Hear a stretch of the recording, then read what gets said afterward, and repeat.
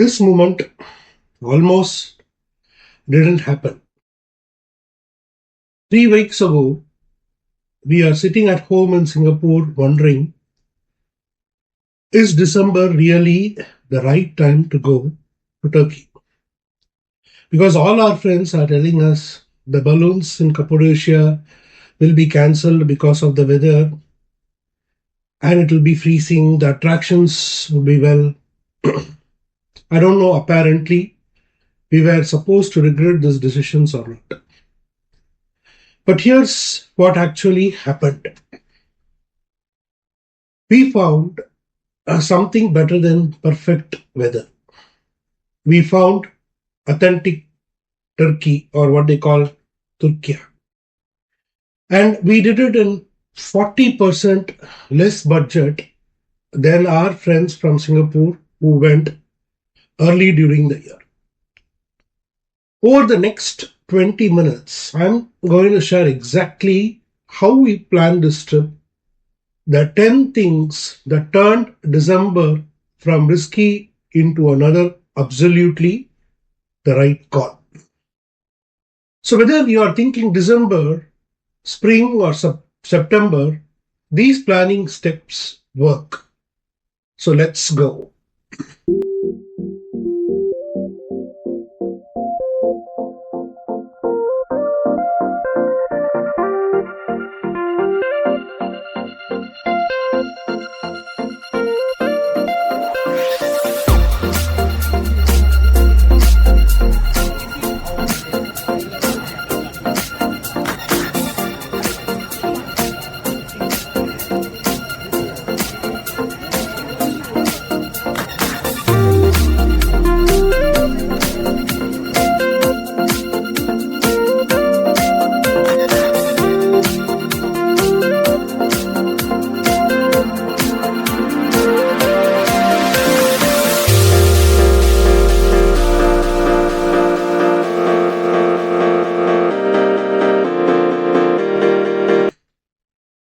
So I am Dr. VPJ.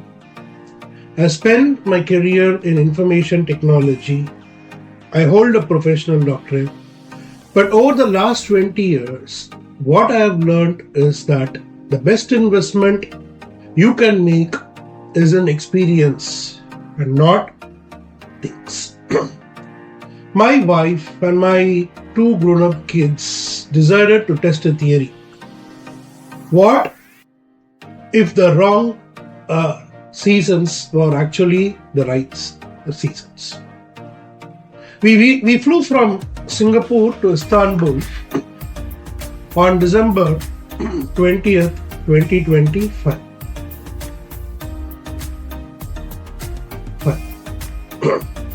10 days later, we came home changed. Not just because of what we saw, the Blue Mosque or Cappadocia, theoretically,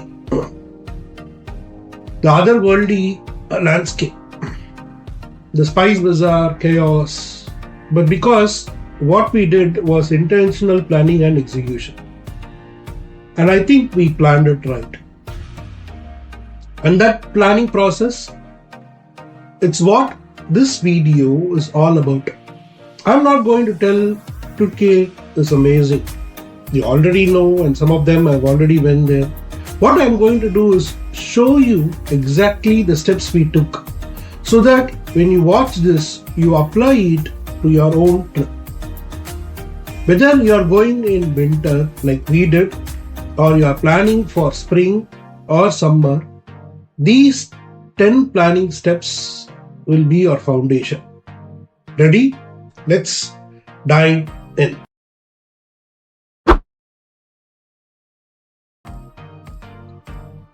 Thing 1, that is the visa and entry requirement. Okay, let's start with one thing that could stop your trip before it even starts. That is the visa and the entry requirements. Good news, because we are Singaporeans, so there is no visa requirements and it was really easy. You don't have to have visa for Singaporeans to enter into Turkey at all. You can stay for up to 90 days with just a valid passport for 6 months. If that's you, you can skip this part and go to the next thing. But here's why I'm keeping this in. Not everyone watching this is from Singapore. You might be from USA or from UK and you are from Europe. If you are from there, getting an e-visa is actually cheaper than getting a visa on arrival. It's not expensive, just cheaper. And it saves time at the airport. Head to the link in the description. It's the official government portal. 2 minutes, fill out your form, boom, you're approved. Now, if you are from India and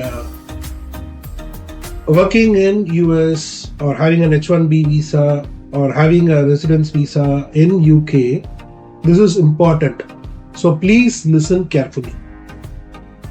Ordinary passport holders, you need a visa. But here's the hack. If you already have a valid Schengen, UK or USA visa or a residence permit from these countries, you can get a single entry e-visa valid for 1 month. It's online, same website, and it's in the description. If you don't have one of them, you will need to apply through a standard process. The point is this: don't guess. Okay, don't go to multiple travel forms, stress out with 47 other different things. Go to the official Turkish Ministry of Foreign Affairs website. I have linked it in the description. It takes 10 minutes. You will know exactly what you need to do. Okay? So that's the thing. So visa is sorted out. So let's move to thing 2, which is actually more fun. So here's a question that everyone asks. When should I go to Turkey? And here's my honest answer. It depends on what you actually want. Not everyone has the same priorities. Let me break down the 4 seasons for you based on the research that me and my family did. April and May, perfect weather across all regions. I mean genuinely perfect. Spring blooms, green everywhere, not stupidly hot yet. You will pay moderate prices, not budget, not luxury. The crowds start picking up, but it's manageable.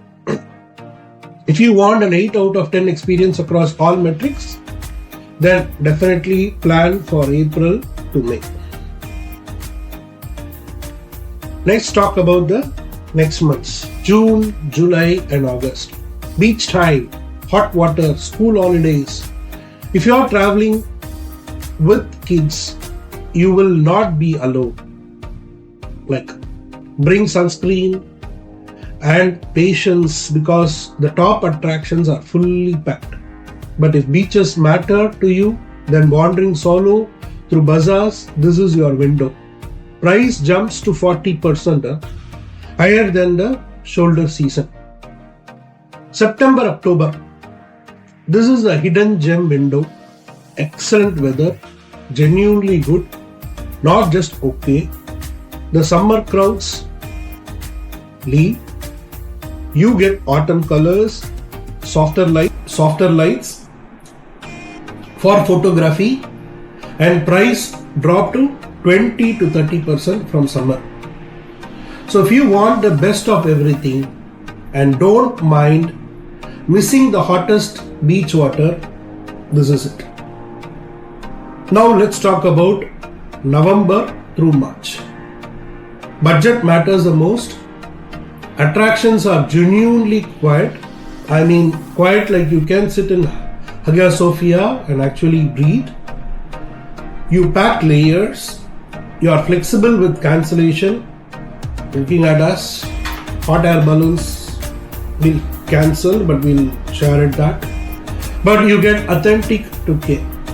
Real people, real experience, real prices. We chose December. And here's why. My wife wanted to experience cold. I mean, actually experience it. We are Singapore. We don't get winter. Our kids hadn't felt snow in years. And yeah, our budget was screaming for relief. So we went December, and I'm not going to lie. On day 3, when the hot air balloon got cancelled due to weather, we wondered if we had made a mistake. But by day 4, we realized that cancellation freed us. We stopped chasing one perfect Instagram moment and started living the trip. We did a lamp mosaic workshop instead. My wife's hands got dirty. We learned from the local instructor. We had a conversations and a lot of giggles and all those things that don't happen when you are stressed out about hitting every checkpoint. Here's what I wish someone had told me. The wrong reason isn't wrong if you know what you are getting and what you plan for it. Turkey tourism infrastructure is excellent year-round.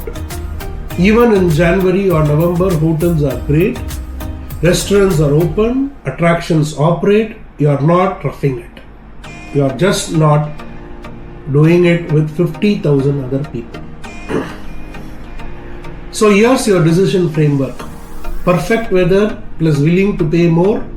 Want crowd attractions April to May or September to October.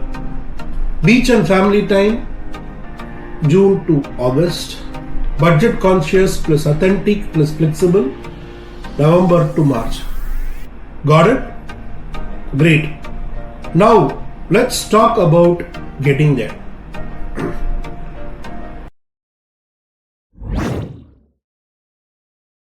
Flights, let me give you this trick. If you are flying long haul, and I mean long haul, anything more than 4 hours, booking 6 months in advance is the golden standard. We flew from Singapore to Istanbul, that's 10 hours direct flight. We booked 6 months in advance on Turkish Air. Direct flight, we paid around $6,000 Singapore dollars per person. Here's what you do. First, get on Skyscanner. It's the same comparison tool your kids will use. Put in your dates, your route, and spend 15 minutes looking at options. Don't book yet. What you're doing is researching price patterns, airline options, which airline have good reviews for long haul, comfort that matters when you're sitting for 10 hours. Then, this is important. Involve your adult kid if you have in the research. Create family time. We asked our daughter and son to find cheapest fares and explain their logic to us. My daughter compared airline based on ratings and amenities. Suddenly booking a flight wasn't a chore. It was a family project.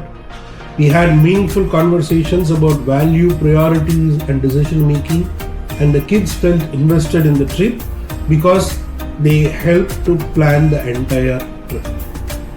So for domestic, once you are in Turkey, Istanbul to Cappadocia for example, those are cheap, like $45 to $50 cheap, but those two months out, not 6.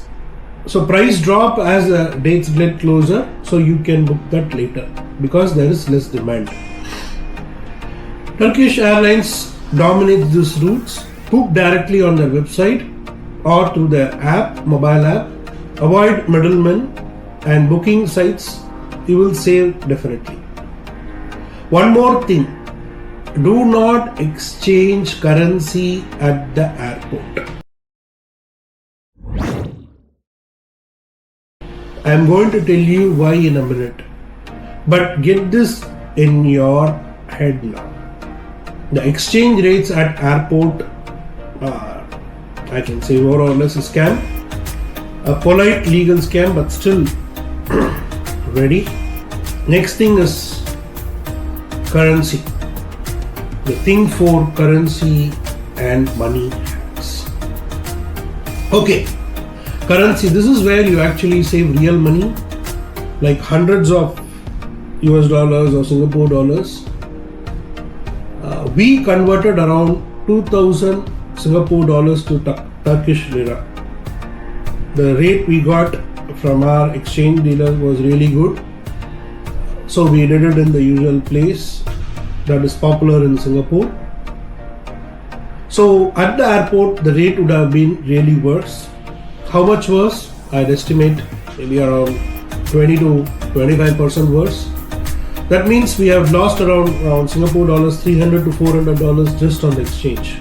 So instead, what we did, we went to our exchange that is in Singapore and we exchanged 2000 Singapore dollars. We brought cash, yes, actual cash that became our emergency backup, and this is needed to provide in taxis, local vendor and all, and for small purchases. And we also got a U-Trip card. So U-Trip is a currency wallet app. So you load money into it before your travel. The FX rates are actually competitive, like genuinely really good.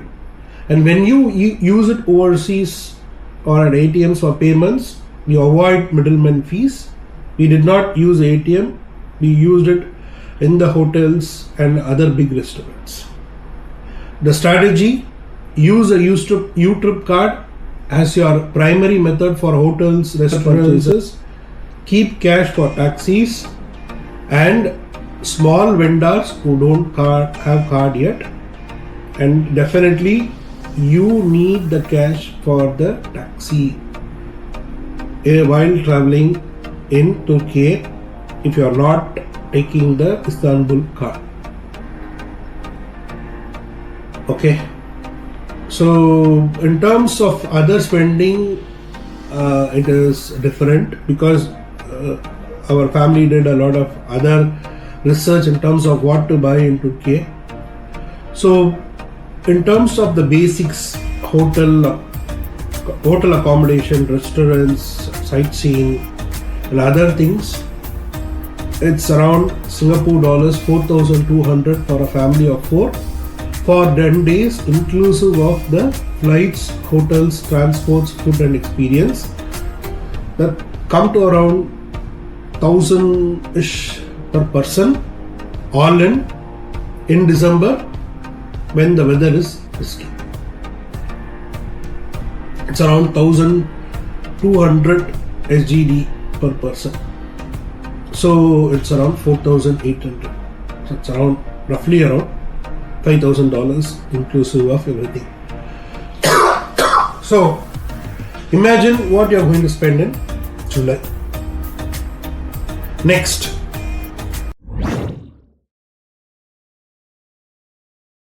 what you actually need to pack if you are going in winter. Winter packing is not complicated, but it's different from what you are used if you are living in a hot weather country like Singapore, Malaysia, or in different part of India. So layered clothing is non-negotiable, and I mean layers, thermal based layers, mid-layer fleece, waterproof outer jackets, not because you need to be a mountaineer, but because December in Turkey ranges from 5 degree C in Cappadocia to -5 degree, that is -5 degree to 5 degree in Istanbul. So you need options. Winter jacket, a real one, not a fashionable piece. This isn't the time to look cool, look warm.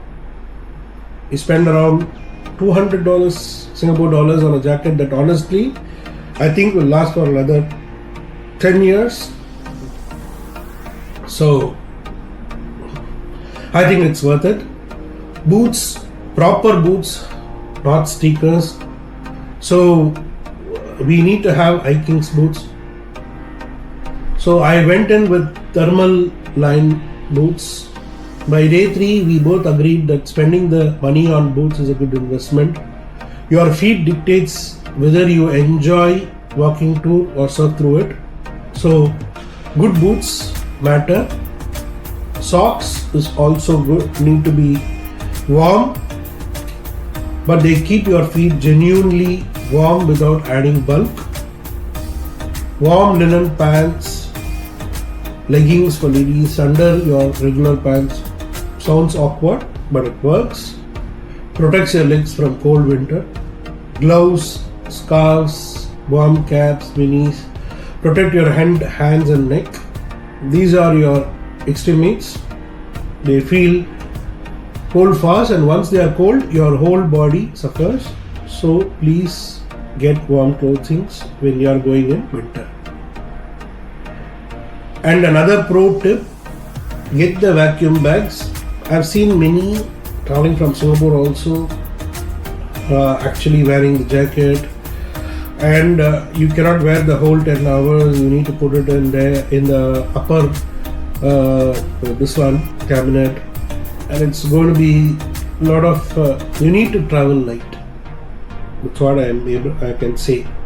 I've seen them wearing all the boots and all, but it's not necessarily. Stuff yourself like that. Get a vacuum bag. Do that. Save space. It will be easier. Space matters, so get the vacuum bag. So total actually for winter investments, I think spend around $300 per person. That is inclusive of the thermal base layers, jackets, boots, accessories. So you know what, these items will be used for years. Next winter trip, maybe like we can plan for trip in Japan or South Korea. This isn't a sunk cost. This is investment in the future travel. So, ready?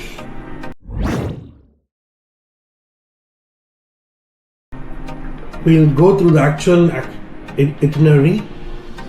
Let me show you exactly what we did. So this is thing 6 itinerary. So this is where our planning gets concrete. Our trip was from December 20 to December 30, 2025, 10 days. So your trip may be 7 days or 12 days or 5 days, but the framework is the same. Let me show you exactly how we structured it. Here's why. If you fly long haul, you are tired. Jet lag is real. Rather than grinding through Istanbul tired, we went straight to Cappadocia where the vibe is slower. Day 1, December 20th, we landed in Istanbul. 11 p.m. arrival, and we took a taxi to Navy Inn and Bungalow in Arnavutköy. Maybe I'm spelling it wrongly. It is Arnavutköy. Cost around 600 Turkish lira, that is around SGD $20 from the airport to this particular Navy Inn. But again, we have been tried to scam by the local drivers. They were asking around 20 to 30 euros, which is not worth. So if you know the rates, gently and politely say no, and then look for other taxis. So at this point, we went during our first day. We never explored Istanbul. It is 11 in the midnight. We slept. Day 2, December 21, early morning flight from Istanbul to Nevşehir. So it is Nevşehir, Nevşehir. So that's the airport for Cappadocia. We arrived mid-morning and checked into Kayata's cave suits in Göreme. This place was extraordinary, carved into an actual fairy chimney, which we will be showing.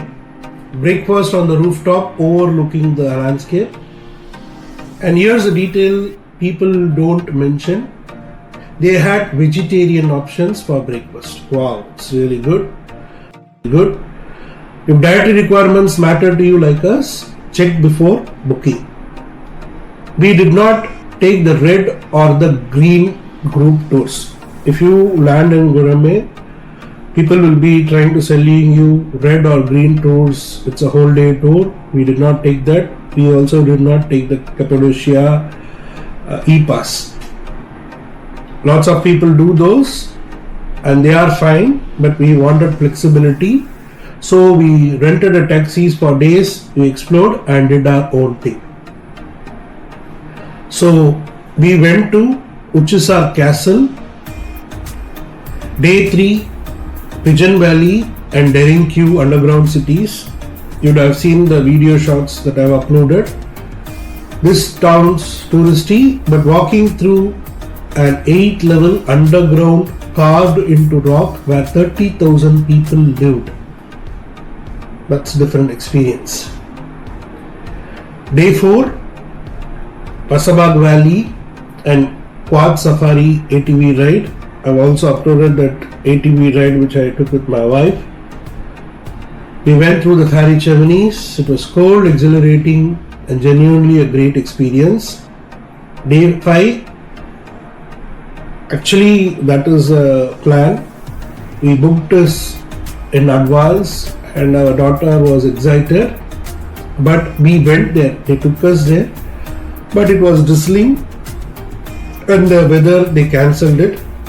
So after going to the station where the balloons will take off, went there, waited half an hour and came back.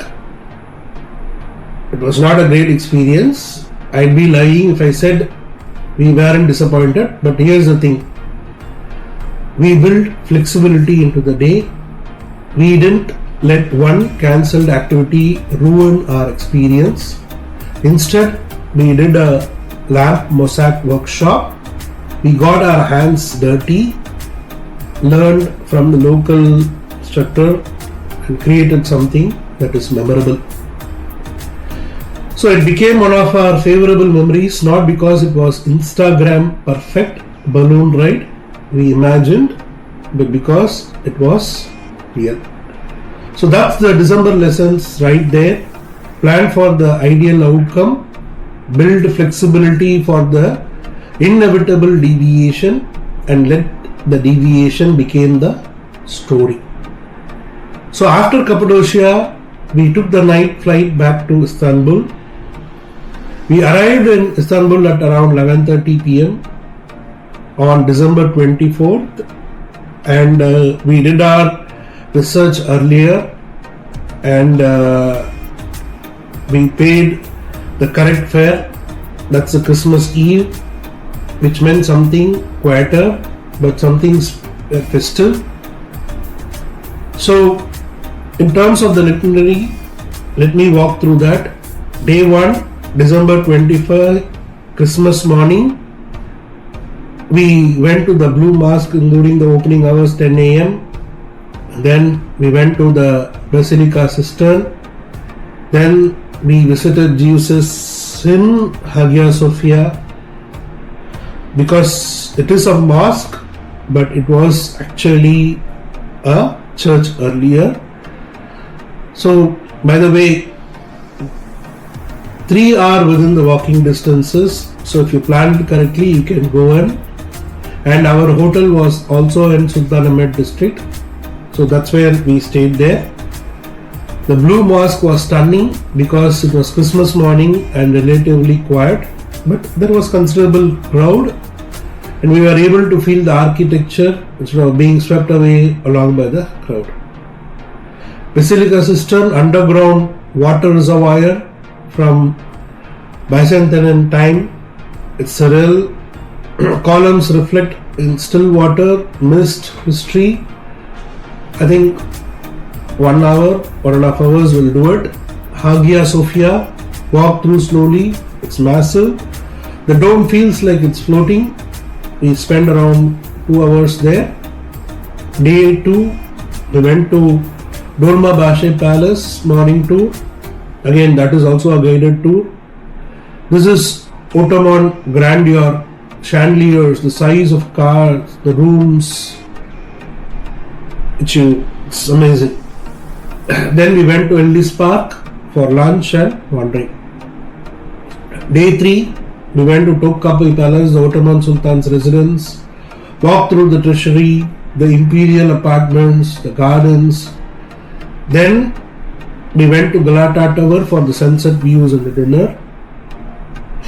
Pro tip we learned, we also ate the San Sebastian cheesecake that is near to the Galata Tower. It's really good and it's a moment to capture. We've shared all those things. Then we hit the Spice Bazaar, 4 hours of sensory overload.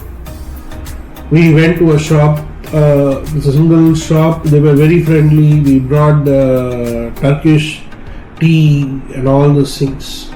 Color, smells, energy, bargaining, lot of friendly bargaining. Day 4, we went to Balat neighborhood. This is where you slow down, walk the narrow streets, see old homes, colorful stairs, and we grabbed a coffee in a local cafe. That's a good experience. Then we went on a Bosphorus cruise later in the afternoon. Evening around 6-7, the whirling dervishes show. This is the spiritual performance art. We watched these monks spin for an hour. It's a different experience. It's meditative, strange and beautiful. Day 5, actually we went on a whole 1-day trip to Bursa and Mount Uludağ. I've actually shared those experiences in my shots. This was a full day tour. We didn't lead it ourselves, we went through Get Your Guide. It's dry outside Istanbul. It's a part of Istanbul e-pass. Later on we'll be covering what are the things you will be able to get using Istanbul e-pass. It's definitely worth the investment, worth the money. You will avoid crowds and you will get a guided experience. A guide speaking in English, you will be getting it as a part of that particular deal. So everything was covered. So day 6, actually December 30th, we did a quick shopping at Grand Bazaar.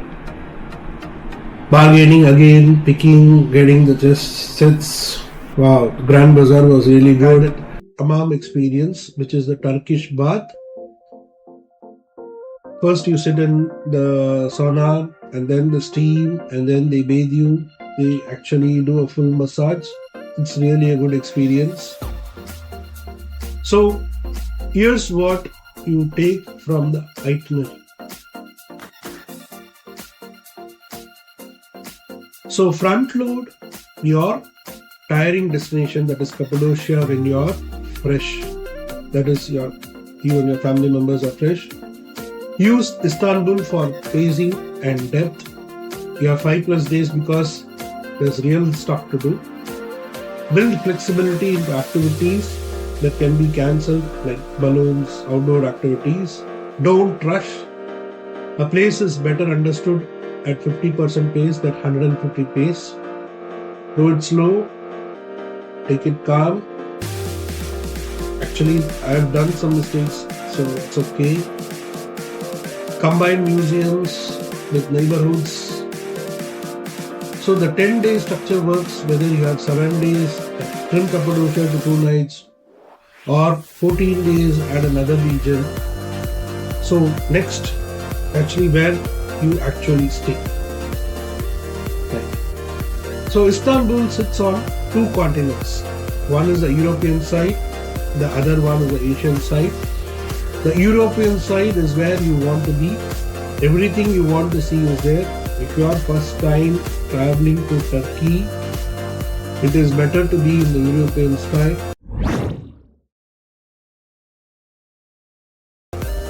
So let me break down the neighborhoods by a travel side. So the first time visitors, I've already explained Sultanahmet. This is Istanbul's historic district. Blue Mosque, Hagia Sophia, Topkapi Palace, Basilica Cistern. They are all here. It was all in a walking distance from our hotel. So you will be maximizing the sightseeing efficiency by staying there. We stayed in Sultanahmet Hotel. Breakfast was great. We had vegetarian options. We had bread. The location was perfect. And it was actually seeing the Bosphorus Sea. So every day at night, I was able to sip a coffee, looking at the sea. It was a great thing. So the hotel address also is given in the description. You can also stay in Galata or Basic Tas, if I'm spelling it correctly. These neighborhoods are upscale, hip, with trendy restaurants and boutique hotels. If your budget isn't a concern and you want modern Istanbul vibes, you can actually stay in Galata near to Galata Towers. For families, Şehangir and Sultanahmet again. Family-friendly accommodations, good neighborhood for kids, real attractions, but with local flavor. And if you are actually traveling on a budget, it's either Karakai or Kodikai. Cheaper accommodations, local atmosphere, still accessible to tourist areas. Except that you will take the tram or taxi, that will take some time to all the attractions. So for shopping, it's Taksim and Sultanahmet. Both have major shopping areas. Sultanahmet has a Grand Bazaar and Spice Bazaar. Taksim is more modern retail. For nightlife, it's Taksim, Galata, Karakai, and Bestikas. These neighborhoods have late night restaurants, bars, and energy. If you want nightlife, these are it. So for a first time visitor, I definitely recommend Sultanahmet. It's touristy, but there are other tourists. You will not waste time figuring out how to get to the attractions. You will save around 4 to 5 hours and you can experience things instead of commuting. As you get older, for more experience with Istanbul, you can branch out, but for planning purpose, plan Sultanahmet. Paid around USD 100 plus 120 at Sultanahmet Hotel for a clean, well-located room with great breakfast that felt like great value. So transport between destinations and within Istanbul. We covered domestic flights earlier. Istanbul to Cappadocia was around Singapore $35 to 80 per person when booked 2 months in advance. Turkish Airlines website, book directly. But within Istanbul it's different. For getting around Istanbul, we used actually 2 methods. One is the BiTaxi, which is a local Turkish ride-hailing app like Uber, or if you are in Singapore, it's like Grab. When you have 4 people, you do the math, it is actually worth it, and you pay them by cash. So the other one is we didn't take the Istanbulkart and we didn't get the Istanbulkart. Right? So as a first timer in Istanbul, I'm going to be straight. Figuring out public transport and navigating crowds and managing time is a lot. So we had the budget to take the taxi through the app and we paid through the cash. The budget is tighter, invest in understanding the Istanbul MRT. We call it as MRT here in Singapore, but it is a train actually, the local system there in Istanbul. Try to understand that. So in between cities from Istanbul to Cappadocia or other bigger places, provinces, domestic flights are the way. Istanbul to Izmir, Istanbul to Bodrum. It's roughly around 1 to 2 hours flight. So flights are cheaper and it's worth the time saving it.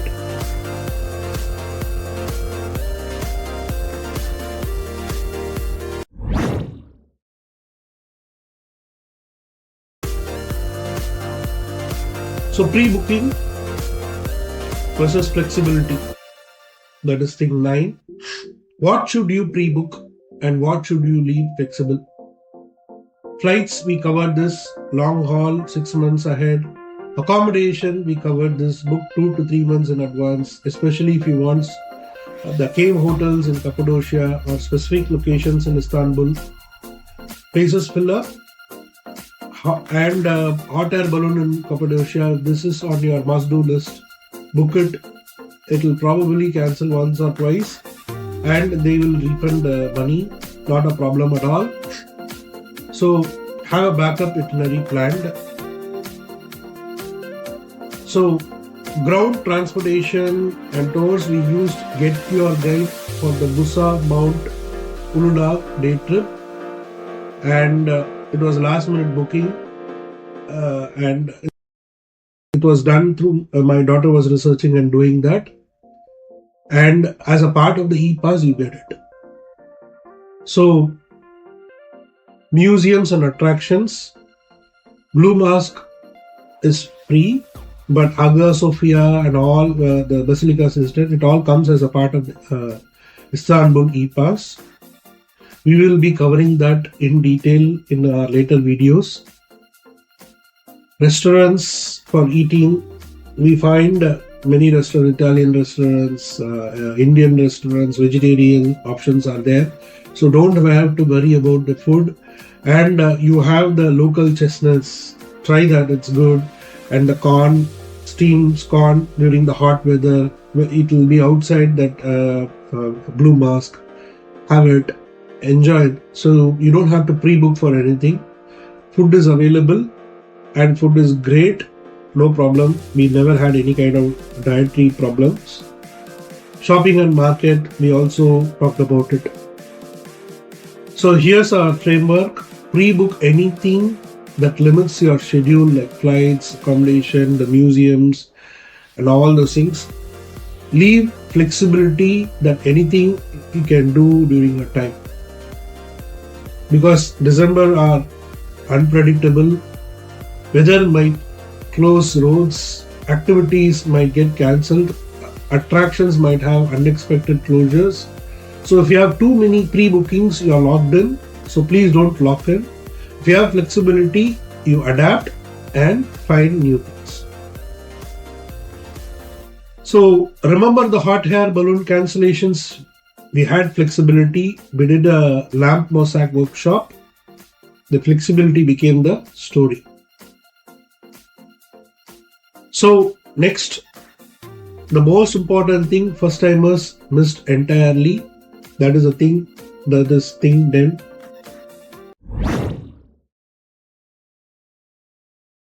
Cultural etiquette. This is where a lot of first timers travelers stumble. It's not hard. It's just different from what you are used to. And here's the thing. Turkish people are incredibly forgiving, but showing respect matters. It's open doors, literally.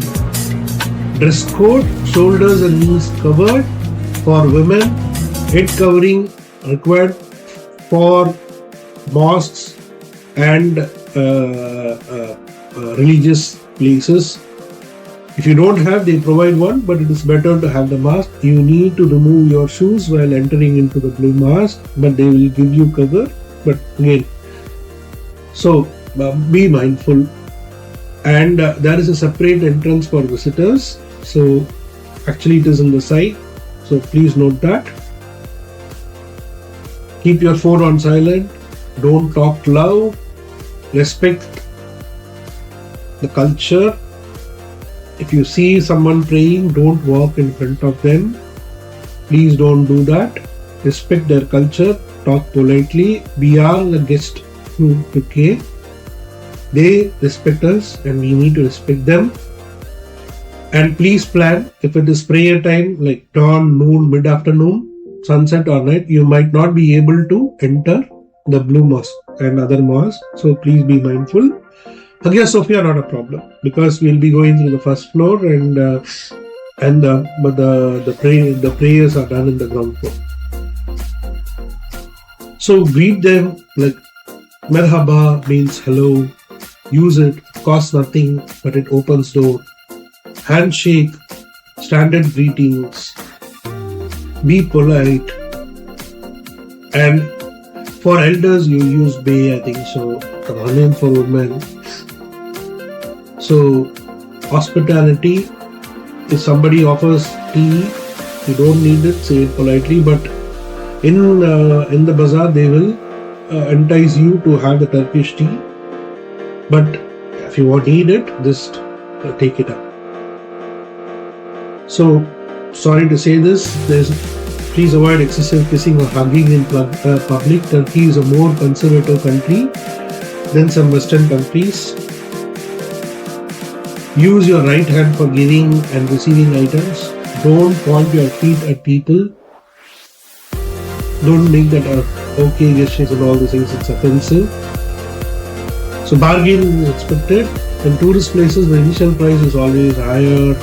Bargain it, you know how to bargain. So it's again, just enjoy it, smile, you joke. Maybe like they were calling me different names from Hindi actors. I just smiled. I'm not in any way looking like them. So it's just an experience. They tell them some numbers, you tell some numbers, agree on it, and then move on, right? And these are the things, please don't do that. Don't insult the Turkish flag or Atatürk. Just don't. It's illegal, but it's disrespectful also. Carry your ID and it's a law. We actually had a photocopy of that. Definitely the police will not stop you, but there are tourism police that will be there. So don't drink alcohol openly in public. Drink in licensed restaurants and bars. And don't walk around with a beer bottle in a plastic bag at noon. So say thank you in the local one. Pardon. So call the service staff Abi for men and Abla for women. These mean big brother and big sisters. It's respectful and it's warm and it opens doors. Honestly, Turkish people are warm and welcoming. If you show respect, they will actually bend over backwards to help you. We had a shop owner who was not able to speak English. We had taxi drivers. They use Google Translate. They want to communicate. They are very friendly people. So, cultural respect, that is one important thing. So, in this long video, after all the 10 days, all the planning and the flights and the currency calculations and the cultural lessons, here's the thing I wish someone had told me before we left. Plan for the ideal outcome, build flexibility for inevitable deviations, and let the deviation become the story. We are going to have a perfect hot air balloon at sunrise in Cappadocia, but that was a dream. The Instagram photo, the thing we paid for months in advance, that didn't happen.